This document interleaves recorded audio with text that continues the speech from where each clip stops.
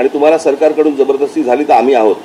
मुळात त्यांना उत्तम सुशिक्षित नागरिक होऊन देशाचं तसंच महाराष्ट्राचं नाव मोठं करण्यासाठी राज्य भाषा आणि एक जागतिक भाषा शिकली म्हणजे झालं।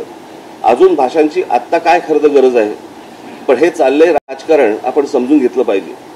उत्तरेतल्या लोकांना सुसंस्कृत महाराष्ट्र काबीज करायचा आहे आणि त्यासाठीचा सोपा मार्ग म्हणजे थेट आणि आडवळणाने त्यांची भाषा माती मारायची। त्या राजकारणाला तुम्ही बळी पडू नका।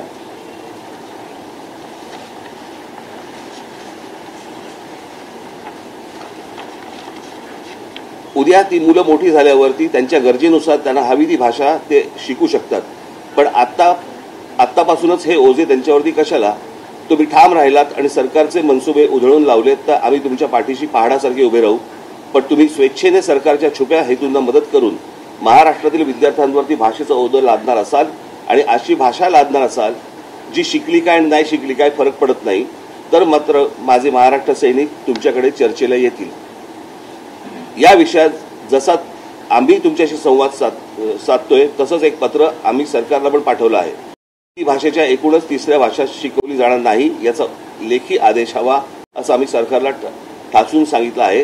तो आदेश काढतील किंवा न काढतील, पण तुम्ही या बाबतीत सरकारच्या छुप्या हेतूंना मदत करणार असाल तर हा आम्ही महाराष्ट्रद्रोह समजू। महाराष्ट्रात या भाषा लादण्याच्या प्रकाराबाबत प्रचंड असंतोष आहे, हे आपण ध्यानात घ्यावे। बाकी आपण सुज्ञ आहात। अधिक काय लिहिणे?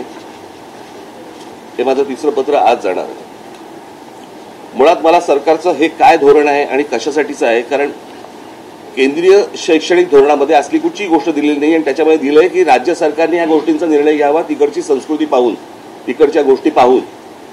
मग हे राज्य सरकार ही गोष्ट का लागते आहे हे अजूनपर्यंत समजण्याच्या पलीकडे आहे। म्हणजे कुठच्या IAS अधिकाऱ्यांच्या लॉबीचा हा दबाव आहे का? आणि ही त्रिभाषा सूत्र हा फक्त सरकारचा विषय आहे, सरकार ते सरकारमधला विषय आहे। त्याचा शिक्षण धोरणाशी काय संबंध येतो? काहीच संबंध नाही त्या गोष्टींशी। उद्या उत्तर प्रदेशमध्ये, मध्य प्रदेशमध्ये, उद्या बिहारमध्ये तिसरी भाषा कोणती शिकवणार आहेत?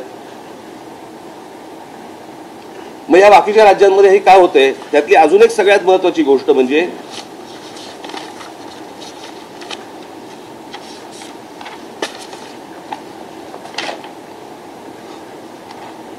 Gujarat council of educational research and training Gandhinagar एक गुजरातची वेबसाईट आहे आणि त्या वेबसाईटवरती पहिलीपासून त्यांनी गुजराती, गणित आणि इंग्रजी अशा 3 भाषा ठेवल्या, म्हणजे 3 गोष्टी ठेवल्या।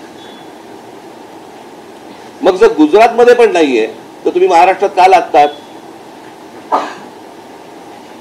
महाराष्ट्राचं हे हिंदीकरण करण्याचा भाषा बघा, भाषा कुठची चांगली असते? उत्तम भाषा असते।